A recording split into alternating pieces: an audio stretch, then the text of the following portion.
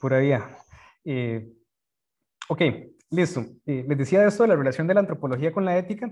Eh, no son lo mismo. La ética es un saber normativo, mientras que la antropología es descriptiva. Entonces, la ética aprovecha los modelos antropológicos para decir cómo debe comportarse el ser humano basado en diferentes modelos.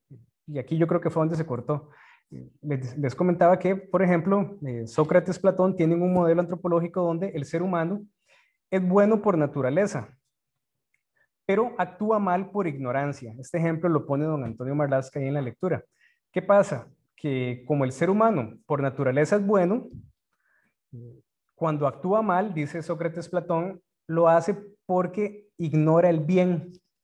Como ignora el bien, cuando actúa mal, lo que tenemos que hacer es educar a la persona para que conozca el bien y no castigarlo, porque la persona no es mala, sino que es ignorante del bien. Y bueno, eso se le critica un montón a Platón y a Sócrates.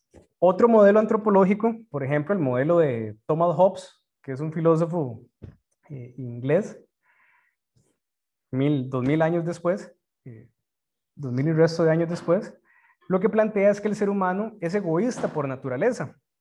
Y como es egoísta, entonces cuando actúa mal, lo hace con conocimiento de causa y ahí hay que castigarlo, porque es un mal ejemplo para el resto de la sociedad.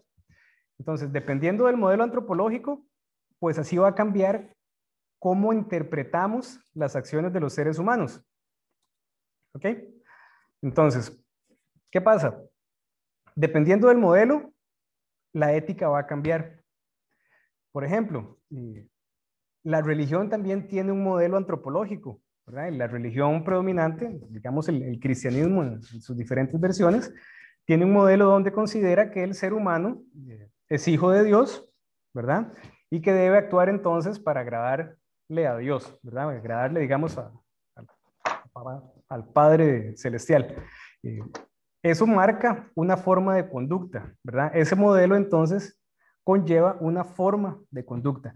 Entonces, ¿qué es lo que pasa aquí? Que la distinción entre la antropología y la ética, pues quizás no es tan interesante como la relación que existe entre ellas, ¿verdad? Vamos a ver que también los modelos sobre el ser humano a veces son muy ingratos porque consideramos que el ser humano es, un poco en el ejemplo que les ponía de Thomas Hobbes, egoísta por naturaleza. Y más bien la evidencia científica del comportamiento de los seres humanos nos dice que los seres humanos más bien comparten mucho y que son muy solidarios. Entonces, esto lo vamos a explorar un poco más con la lectura que les comentaba antes de Mary Midley sobre el origen de la ética, porque vamos a encontrar muchas ideas interesantes sobre cómo la ética tiene que ver también con la sociabilidad animal, con cómo los seres humanos socializan como primates y podemos ver también comportamientos interesantes que podrían ser catalogados como comportamientos éticos en otras especies, pero bueno, eso será en la otra lectura, en otra lectura que no está en esta semana. Voy a apurarle un poquillo, chiquillos, para hacer un receso. Ya ahorita termino con esto y después venimos a ver un poco más de audiovisuales, que eso es más entretenido.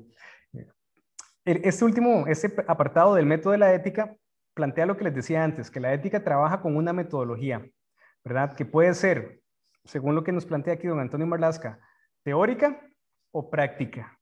Entonces, la ética como saber teórico, dice don Antonio Marlasca, lo que aplica es una metodología inductiva y deductiva. Es decir, trabajamos con inducciones y deducciones, ¿verdad? ¿Qué son las inducciones? Bueno, las inducciones son un razonamiento que va de lo particular a lo general.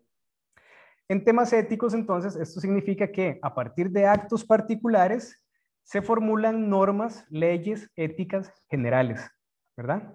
Un ejemplo, una persona, dígase el profesor del curso de ética, empieza a mentir, ¿verdad? Le miente a la esposa, le miente a los estudiantes, le miente al jefe, le miente al Ministerio de Hacienda, le miente a la mamá. Y de todas esas mentiras empiezan pues a pasarle la factura, ¿verdad? Le empiezan a ocasionar problemas. Entonces él decide, a partir de esos casos particulares, una norma general, no mentir. ¿Ok? esto es muy importante porque ustedes van a hacer análisis de casos que tienen un poquito de esta característica inductiva. Ustedes van a revisar y analizar casos particulares. Y de algunos de esos casos particulares han salido normas generales. Por ejemplo, el caso del accidente industrial de Bhopal, India, una fábrica de agroquímicos en India, donde hubo pues una liberación de un gas tóxico, murió un montón de personas. Ese es uno de los casos, digamos, modelo de este curso, y a partir de ese caso cambiaron normas, no solo normas éticas en general, sino normas de seguridad en las fábricas, normas ISO que tienen que ver con lo que ustedes hacen como ingenieros. Entonces, de un caso particular cambian todas las normas, ¿ok? Entonces, a nivel ético, se trabaja con inducciones. Analizamos casos particulares y lo aplicamos entonces y construimos, perdón, a partir de esos casos particulares, principios generales que después se aplican a otros casos, que eso es el tema de la deducción. La deducción son razonamientos que ahora van de lo general a lo particular. En temas éticos, entonces, se aplican a casos particulares, a casos concretos, principios y normas éticas generales, y normas éticos, perdón, generales. Por ejemplo, valiéndome de la misma idea de antes, el principio general de no mentir lo aplicamos entonces a casos concretos. El profesor no le miente entonces a los estudiantes, no le miente al jefe, no le miente a los padres de familia, no le miente al Ministerio de Hacienda, y aplica entonces una norma general a casos particulares. ¿Ok? Esto a nivel teórico, ¿verdad? En la teoría entonces trabajamos en esos dos niveles, de lo particular a lo general y de lo general a lo particular. Ahora bien, a nivel práctico, dice don Antonio Marlaska, la ética requiere adiestramiento. Esta palabra a mí no me gusta, ¿verdad? Pero podríamos decir, requiere que nos acostumbremos, requiere que nos habituemos a las mejores prácticas.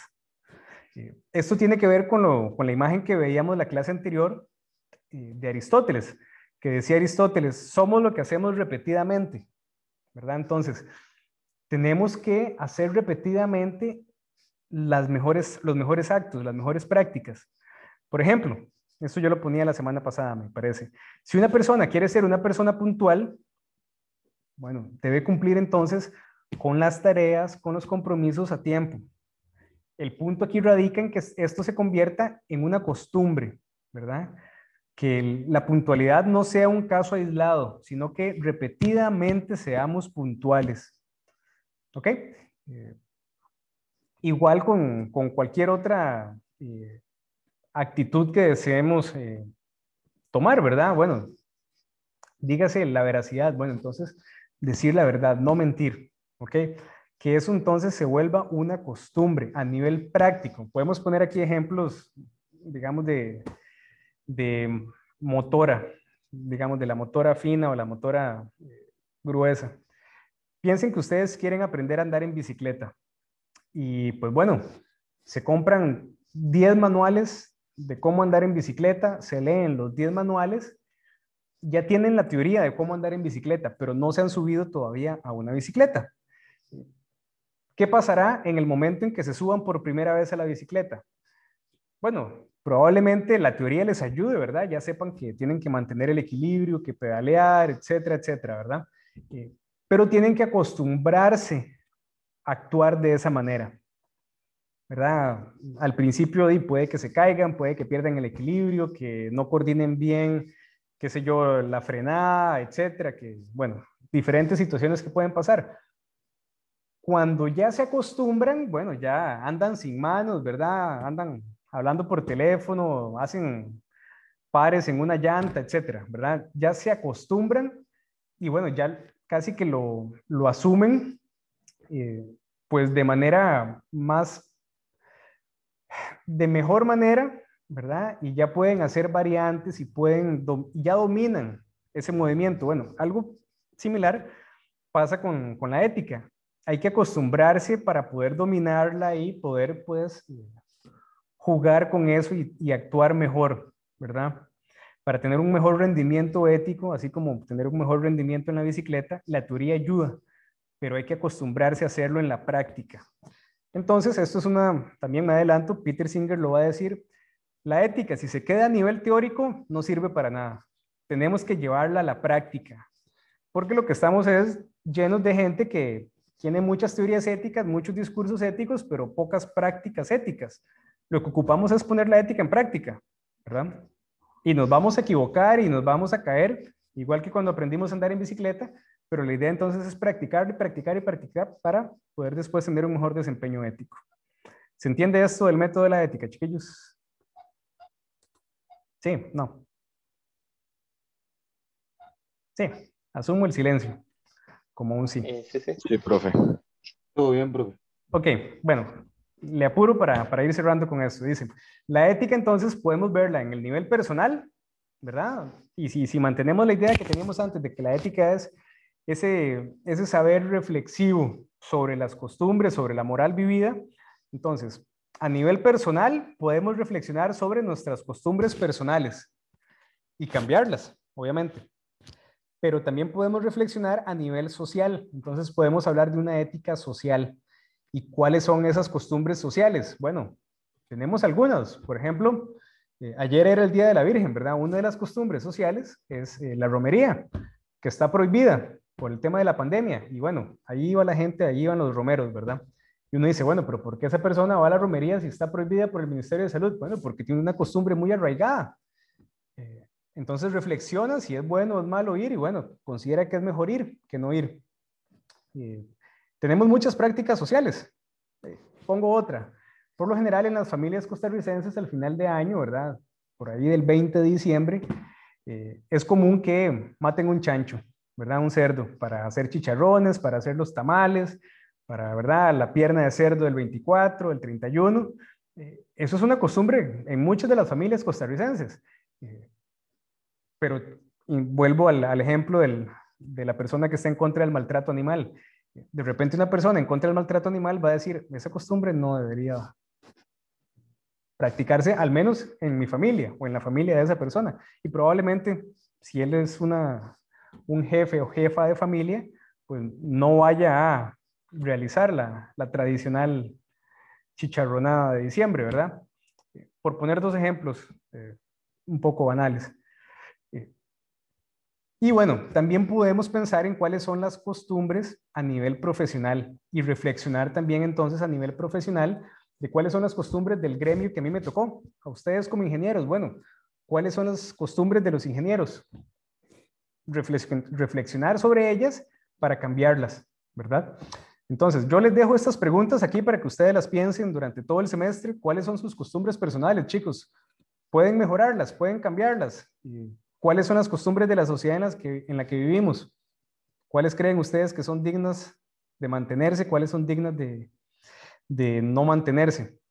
¿Y cuáles son las costumbres dentro de la profesión que ustedes estudian como futuros ingenieros? ¿A qué se han acostumbrado los ingenieros?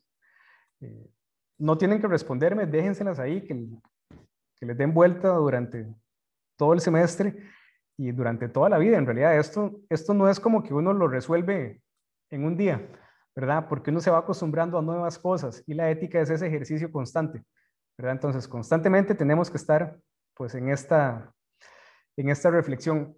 Digamos que no acaba, es como una tortura, ¿verdad? Tenemos que siempre estar pensando cómo podemos ser mejores personas. Perdón, no es una tortura, eso es un mal chiste de mi parte.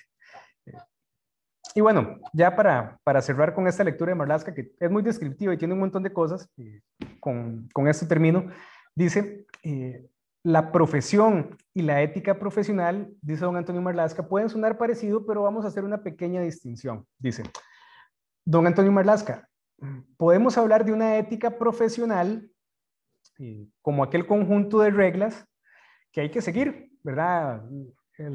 Las normas de comportamiento de la empresa, el código de ética del colegio profesional, la normativa del país. Esas reglas, si usted las cumple, su ética profesional no va a estar en duda, ¿verdad? Usted va a ser un buen profesional, ¿verdad? A eso es a lo que se llama ética profesional, cumplir con las reglas que se imponen. Pero también, dice don Antonio Marlaska, toda profesión tiene una finalidad social. A eso le vamos a llamar ética de la profesión, o él dice, o dimensión ética de la profesión. Llamémoslo ética de la profesión. ¿Qué pasa?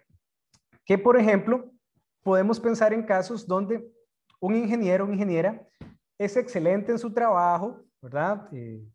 Llega temprano, no tiene problemas con ningún compañero, cumple con todos los reglamentos, es el empleado del mes, 6 meses seguidos,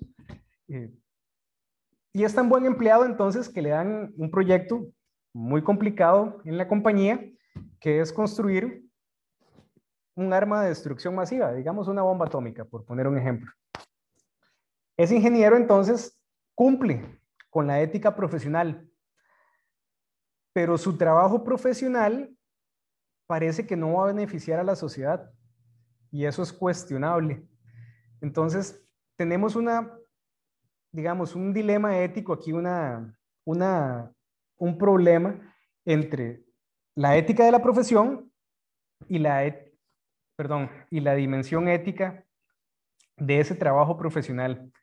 Es decir, la ética profesional, todo bien, el ingeniero cumple con todas las normas, llega temprano, empleado del mes, nada que criticarle a nivel de ética profesional. Lo que le podemos criticar es al servicio de qué está poniendo sus conocimientos y su trabajo profesional. Y aquí don Antonio Marlaska tiene una pregunta que nos guía y él dice, para determinar esto de la ética de la profesión, dice, preguntémonos, ¿quién se beneficia de mi trabajo profesional? ¿La sociedad como un todo? ¿Algún grupo particular? ¿Quién está obteniendo beneficios? Pongo otro ejemplo, con esto del caso Cochinilla, ¿verdad? Los abogados defensores de las personas involucradas en el caso Cochinilla son excelentes abogados, conocen el derecho penal al dedillo, ¿verdad? Y ahí es donde uno dice, como bueno, como profesionales son muy buenos, probablemente cumplen con todas las normas a nivel profesional, ¿verdad? Excelentes a nivel de ética profesional, pero esa ética de la profesión, bueno, podríamos pensar que es cuestionable. En fin, lo dejo por aquí. ¿Se entiende esto de la ética de la profesión? Perdón, de la ética profesional y de la ética de la profesión. Sí.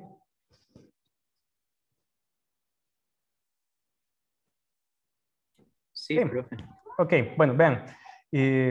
Para no alargar tanto esta sesión, chicos, vamos a hacer aquí un receso. Yo sé que pues ya aburro yo hablando, ¿verdad? Antes de pasar a lo que sigue, esto pues es relativamente rápido, ya mucho lo hemos conversado, entonces hagamos un receso y les voy a pedir, si lo tienen a bien, si les parece, que el receso en teoría son 10 minutos, pero podríamos dar 15 minutos, no, un poquillo más, vamos a dar 17 minutos, 16 minutos, es decir, unos 5 minutos más para que ustedes vean alguno de estos videos cortitos. Yo les recomiendo que vean cualquiera, en realidad, el de consecuencialismo, el de ontología o el turismo. Vean un par, los que alcancen a ver en esos 5 minutos, porfa, véanlos para que conversemos un poquito sobre esto cuando regresemos. Entonces, si les parece, hagamos el receso ya y regresamos a las 7 en punto y aprovechamos el tiempo que nos queda. Entonces, hacemos un receso y les pregunto, yo vi que estaban haciendo un chat, no sé si quieren que yo participe del chat, yo con gusto puedo estar, pero si quieren que sea un chat estudiantil, tampoco tengo problema. Si no me invitan, no, no ingreso. Y si no me quieren invitar, créanme que están en toda la libertad de tener el chat por ustedes mismos. Yo no tengo ningún problema.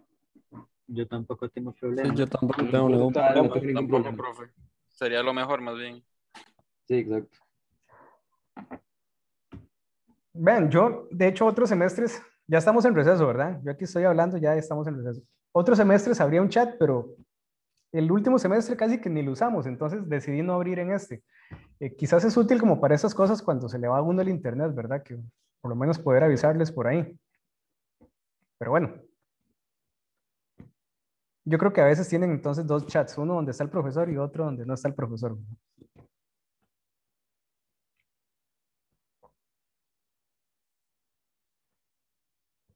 Si les parece, yo ingreso y me quedo ahí como perfil bajo, no digo nada y si tienen alguna pregunta, quizás por ahí también las pueda atender. Sí, claro, profe, ahí está el link en el... Ok, bueno, para esta segunda parte queda revisar la lectura de Peter Singer. Es una lectura también muy didáctica, me parece muy sencilla y que pues retoma algunas de las ideas de don Antonio Marlasca. Entonces, quizás por ahí pasaré más rápido por algunas de estas cosas. Pero bueno, entrando ya en la lectura, esta es una introducción a un libro que se llama Ética Práctica. Pero bueno, antes de hablar de la ética práctica, Peter Singer, en la introducción, él mismo comenta y dice, bueno, voy entonces primero a decir qué es la ética y qué no es ética, para poder después aplicarla, para poder hacer una discusión sobre ética práctica. Dice como primero vamos entonces a partir las aguas y decir qué es ética y qué no es ética. Como les comenté anteriormente, Peter Singer representa una corriente ética que se conoce como utilitarismo. Entonces, pues aquí él nos va a dar una visión de lo que es esa postura ética, esa corriente ética, el utilitarismo, el cual pues está orientado al bien y la felicidad de la mayoría. Esta es una de las características clásicas del utilitarismo, orientarse al bien y la felicidad de la mayoría.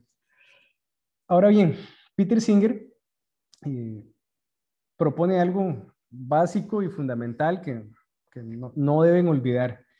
Dice Singer, la ética tiene que justificar las acciones racionalmente y más allá de los beneficios personales. Como al utilitarismo le interesa el bien y la felicidad de la mayoría, pues las justificaciones de los actos tienen que estar orientadas a ese beneficio de la mayoría. Las justificaciones no pueden ser personalistas, ¿verdad? Sino que tienen que buscar el bien de la mayoría y en eso el utilitarismo también es una ética altruista. El altruismo es un concepto también que nos remite al actuar desinteresadamente pensando en el beneficio de los demás.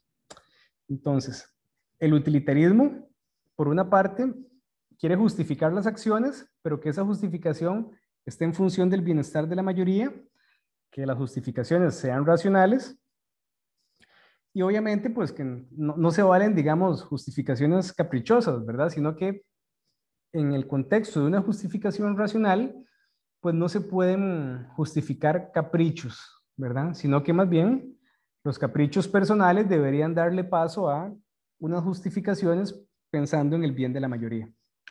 ¿Ok?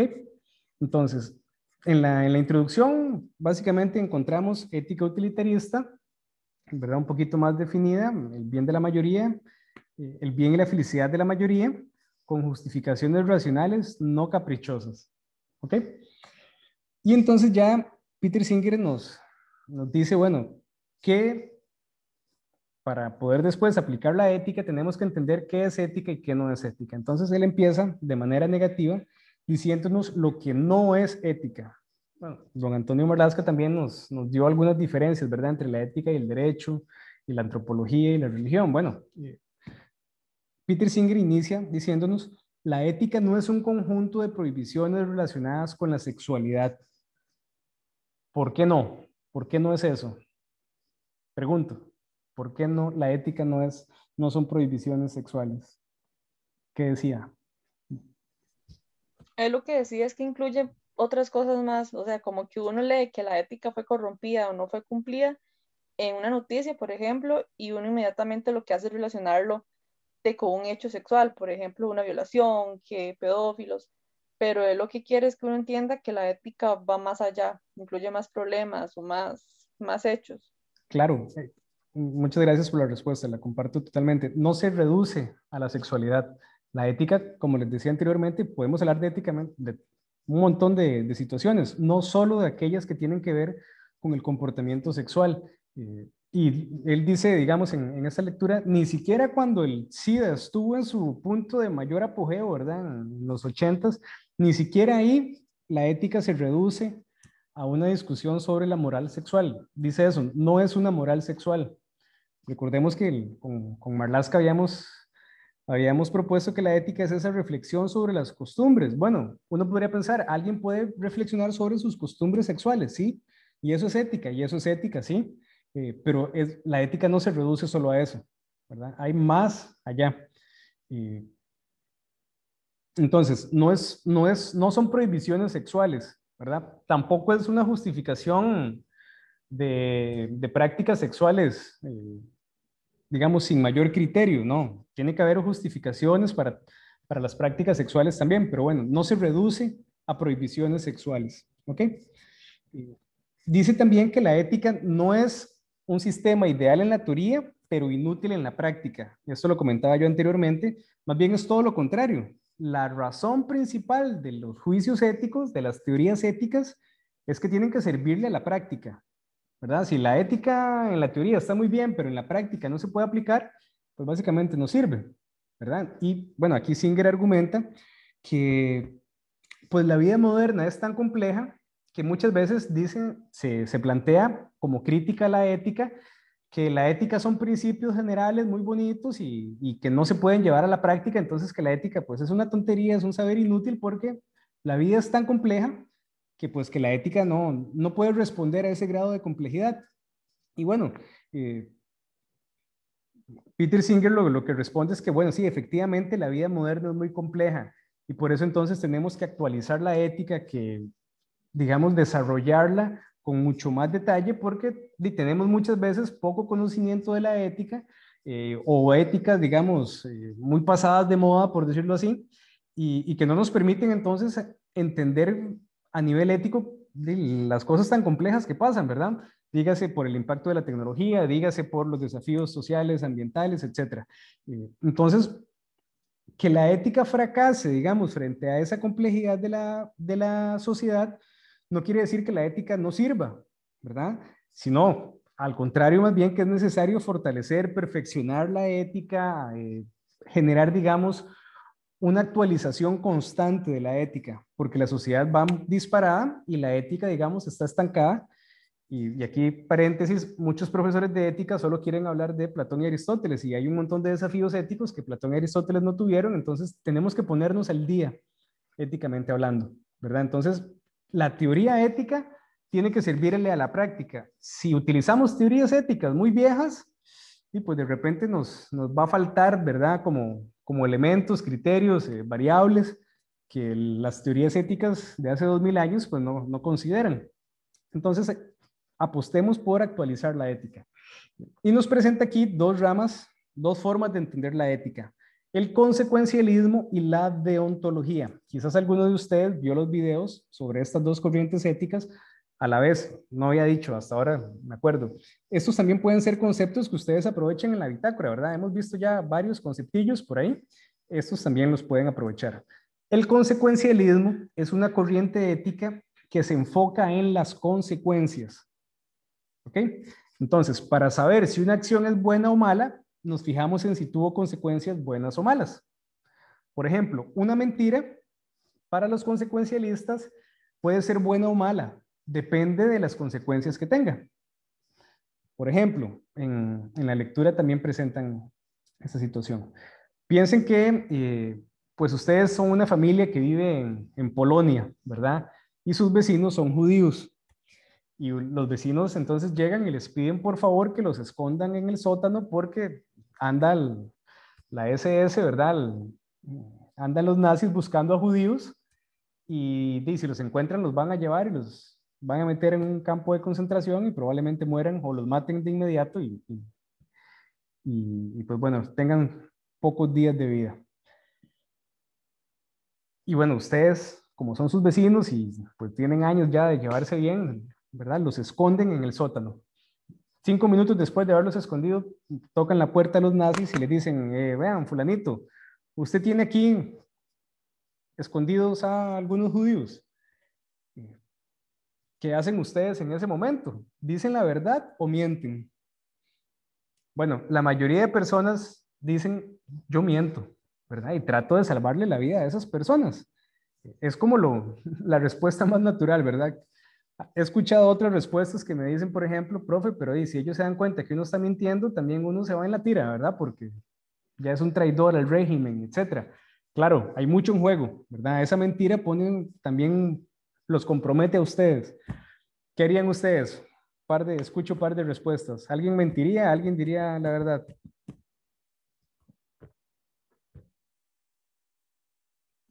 Por lo menos yo mentiría. Ok. Yo creo que yo mentiría también, Bueno, porque, ajá. porque si digo la verdad, igual ya con lo que pasó antes, no, sí mentiría, nada más solo eso. Ok. Bueno, el consecuencialista diría, si usted miente y los nazis se van y se salvan los vecinos judíos, esa mentira fue buena, buenísima. Pero si usted miente y los nazis se dan cuenta que usted está mintiendo, esa mentira fue malísima, porque tras de que agarraron a los judíos, los agarraron a ustedes por mentirosos. Entonces, ¿cómo se juzga esa mentira? Dice un consecuencialista, tenemos que esperar a las consecuencias, ¿verdad? Y bueno, esto es un problema, porque no podemos valorar las acciones hasta después de que pasen y que sepamos cuáles fueron las consecuencias. Ok, Sí, pero ¿cómo? O sea,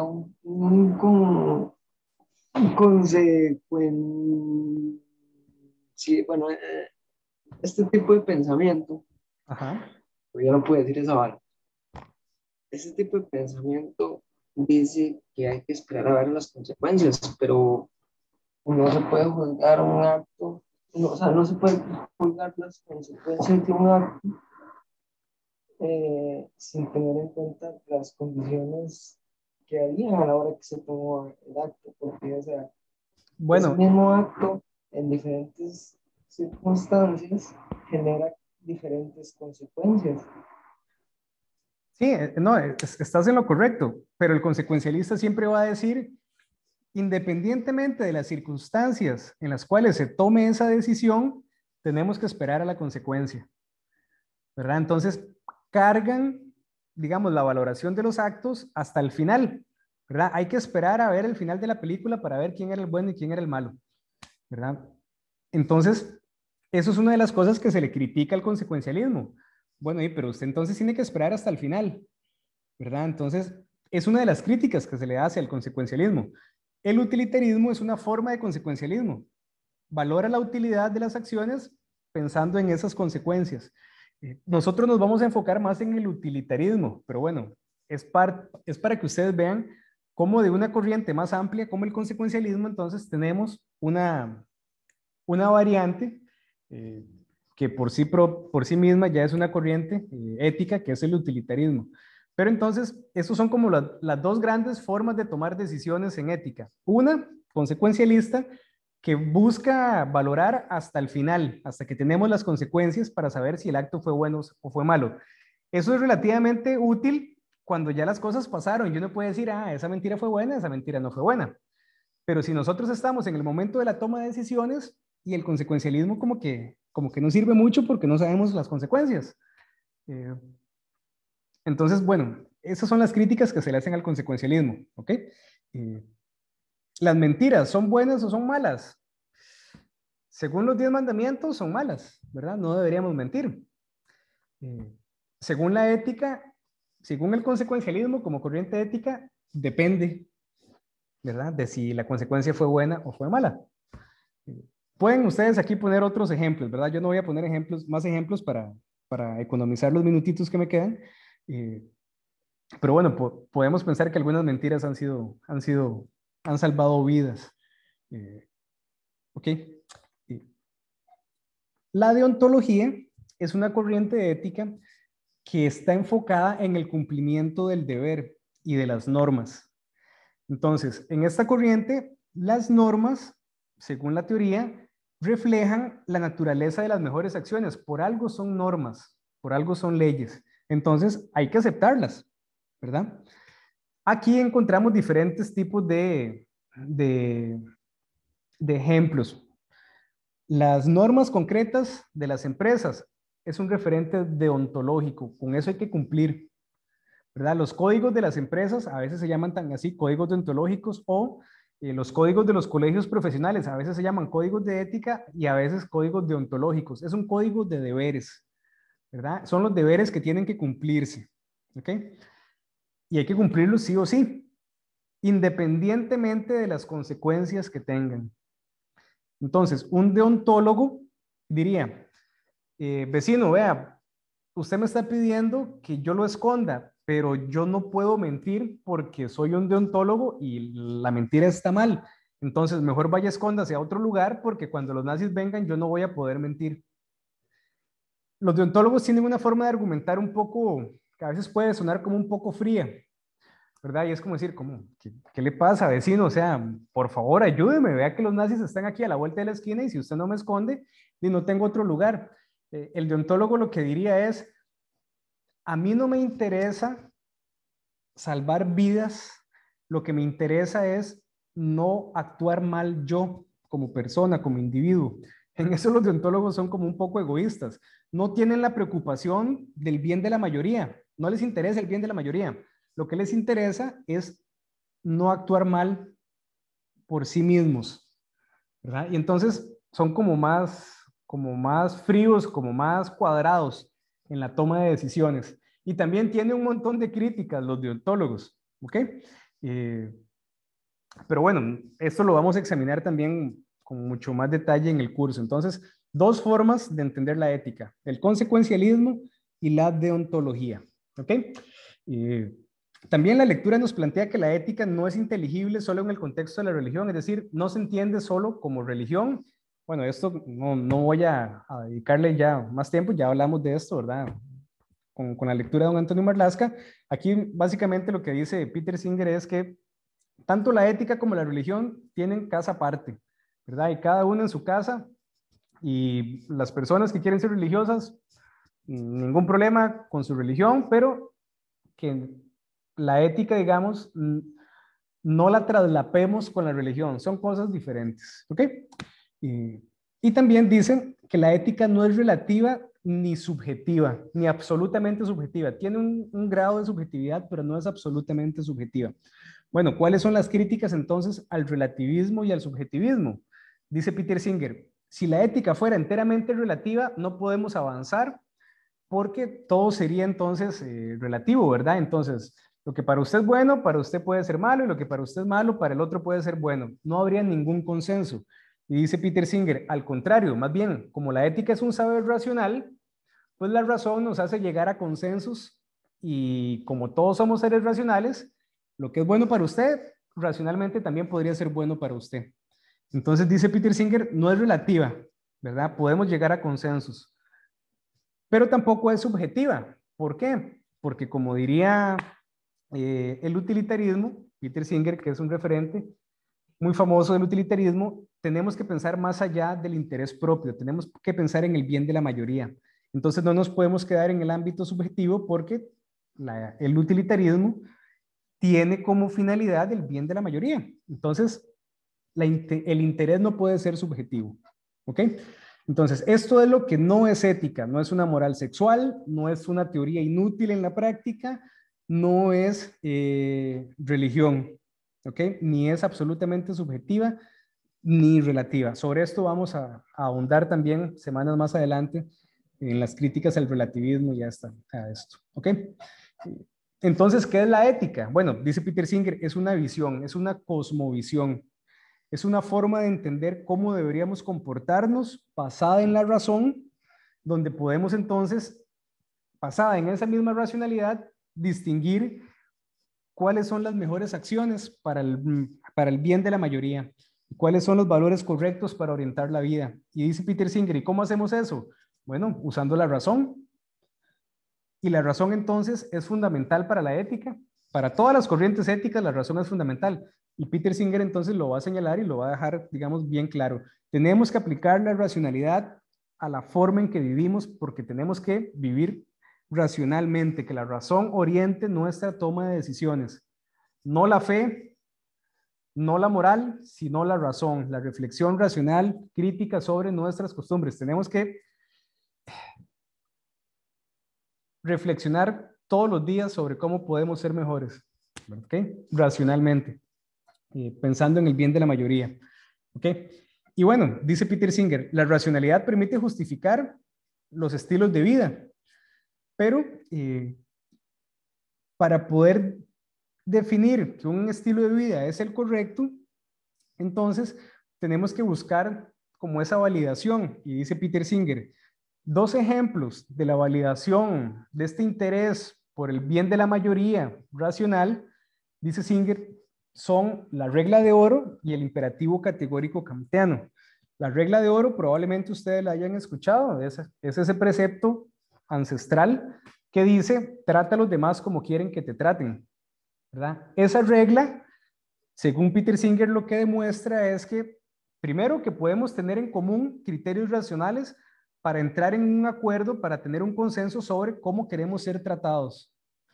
Y segundo, que tenemos que pensar en el bien de los demás. ¿Ok? El imperativo categórico kantiano, quizás ustedes no lo conozcan, es parte de esa tradición filosófica, lo vamos a ver también más en detalle en el curso. Básicamente es una orden que formula Kant, Immanuel Kant, un filósofo alemán, que dice, actúa de manera tal que tus actos valgan como regla universal.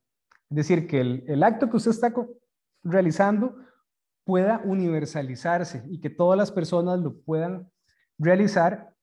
Dice Kant, si eso se puede hacer, es un acto bueno. Si no se puede hacer, no es un acto, perdón, es un acto ético, ¿no? Y si no se puede hacer, no es un acto ético. Pongo un ejemplo rápido de esto.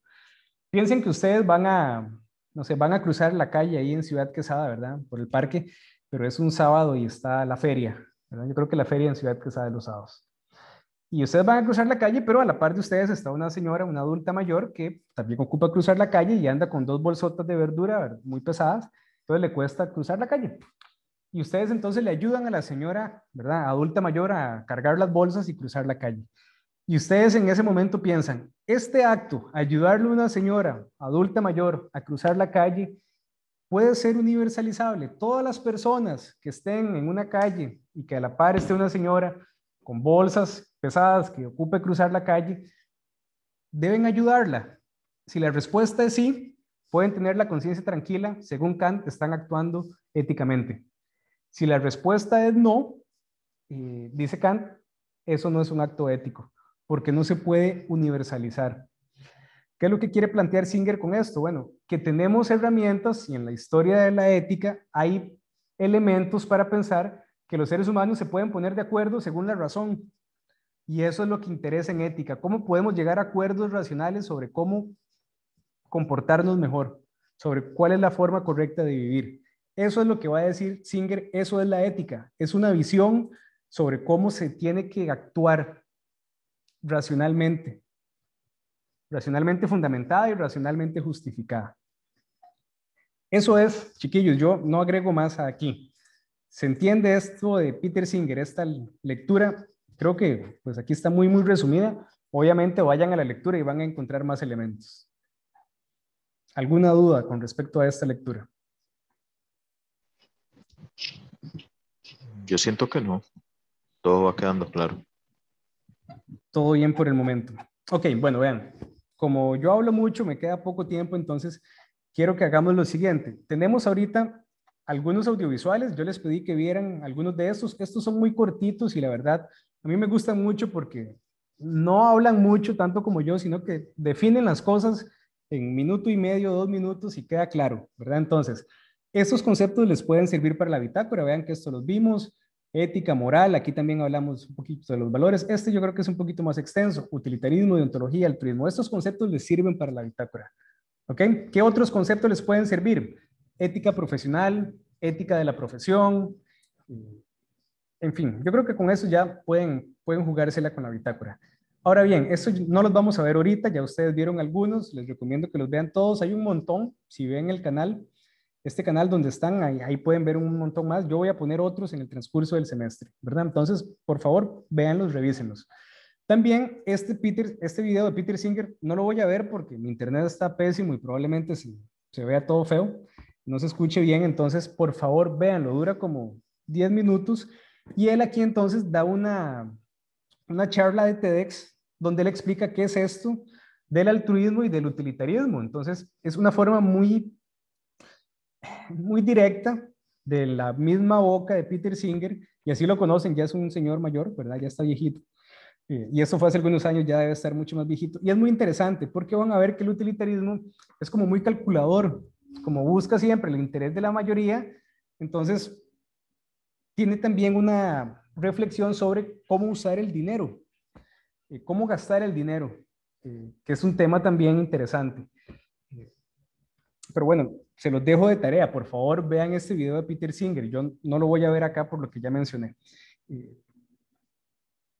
Y tenemos 3 casos. Entonces, estos materiales audiovisuales, yo creo que son entretenidos y ustedes los pueden disfrutar. Yo no voy a durar tanto, ahorita terminamos, pero quiero que nos centremos en los casos. Tenemos 3 casos, ¿verdad? Quiero comentarlos rápidamente. No sé si alguno de ustedes ya los revisó, si alguno ya los vio. Yo vi que alguien hizo la bitácora y escogió el caso de Snowden. Bueno, yo los voy a comentar un poquito todos. También para dejarles un poquito de chance y que ustedes pues los vean por su cuenta. El primer caso, Edward Snowden es un profesional en informática que trabajaba para la Agencia de Seguridad del gobierno de Estados Unidos y tuvo acceso pues a información clasificada, pues digámoslo así, que no tiene acceso todas las personas, y él decidió filtrar esa información muy sensible sobre un montón de atrocidades que hacía principalmente el ejército de Estados Unidos cuando empezó pues toda la invasión a Medio Oriente, ¿verdad? Irak, Afganistán y todo eso. Entonces, él saca a la luz los trapos sucios, principalmente del ejército. Y entonces se abre aquí una pregunta, bueno, traidor o héroe, ¿verdad? Podríamos pensarlo en términos de ética profesional y ética de la profesión. ¿Qué pasa? Como ética profesional, terrible. Violó el contrato que él tenía de no divulgar esa información confidencial, ¿verdad? Traicionó a sus jefes, a su empleador.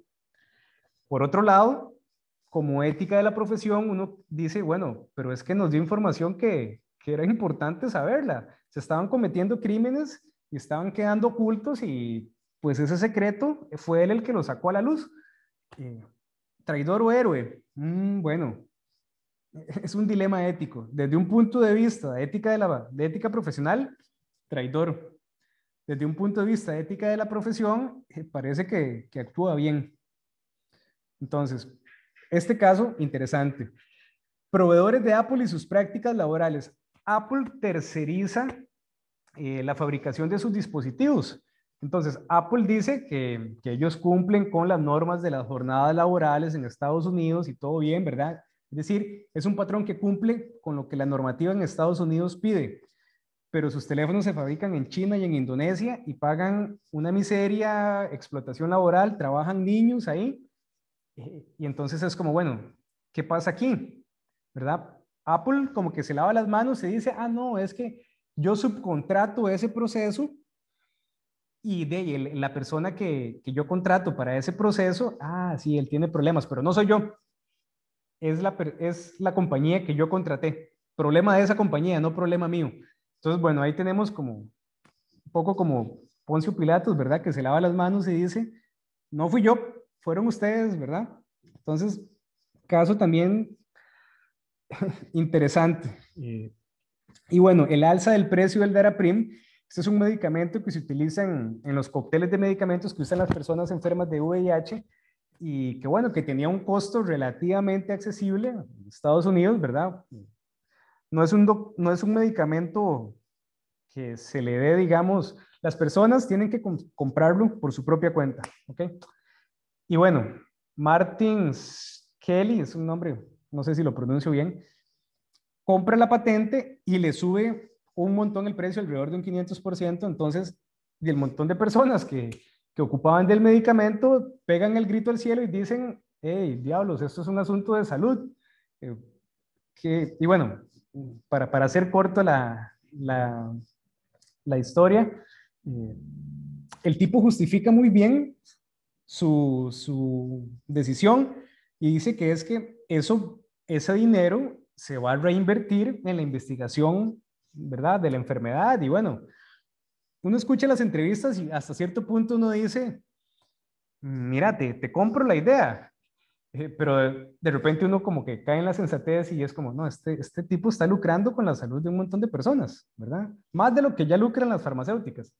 Y bueno, dicho sea de paso, el tipo fue arrestado hace un par de años.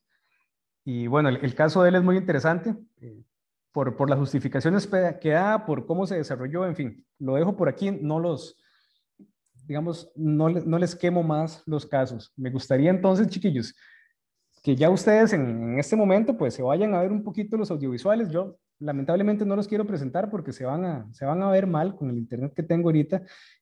Véanlos la próxima semana, los comentamos un poquito. Esto tiene escenas, no escenas, presenta casos también un poquito fuertes, ¿verdad? Véanlo, la verdad, vale la pena. Se los recomiendo, por favor, en esos 15 minutos que quedan, por favor, vean este. Se los agradezco que lo vean. Lo conversamos la próxima semana y vemos otros y ponemos esto en discusión un ratito.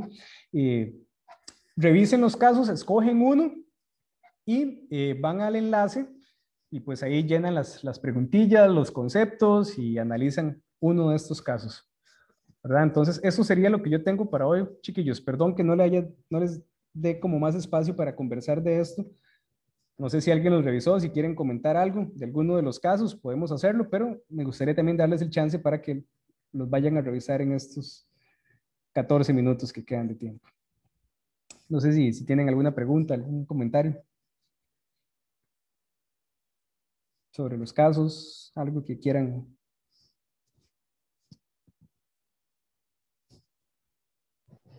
De mi parte no, profe. Las instrucciones quedaron claras.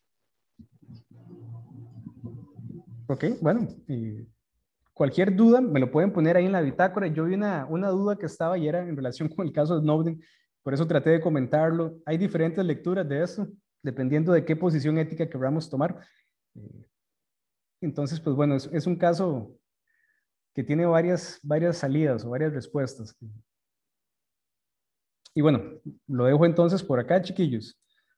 Espero que esta segunda parte se haya escuchado bien. Y pues me tuve que venir más cerca del router para evitar pues desconexiones y ese tipo de cosas. Entonces, pues de mi parte, chiquillos, los dejo por acá. No sé si quisieran hacer algún otro comentario, alguna pregunta. Voy a tratar de unificar los videos porque como tuvimos ese corte, digamos, el mismo Zoom me hace 2 videos separados.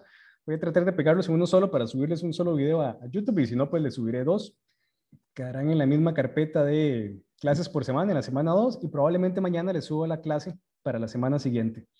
Entonces, si pueden revisarla, se los agradezco también para que ya pues, vengan a la clase ya enterados de lo que vamos a conversar la próxima semana. Y pues bueno, hacer las lecturas para la próxima semana y recomendación, hacer la bitácora ya, que lo tienen relativamente fresco. Y si no tienen hasta las 4:30 de la próxima semana, yo voy cerrando el enlace. Gracias, profe. Buenas De noches. acuerdo, profe. Sí, profe, pura vida. Listo. Perfecto, Listo, profe. Pura vida. Muchísimas gracias. Buenas Buenas noches. noches. Hasta luego. Buenas noches, chicos, chicas, que estén bien.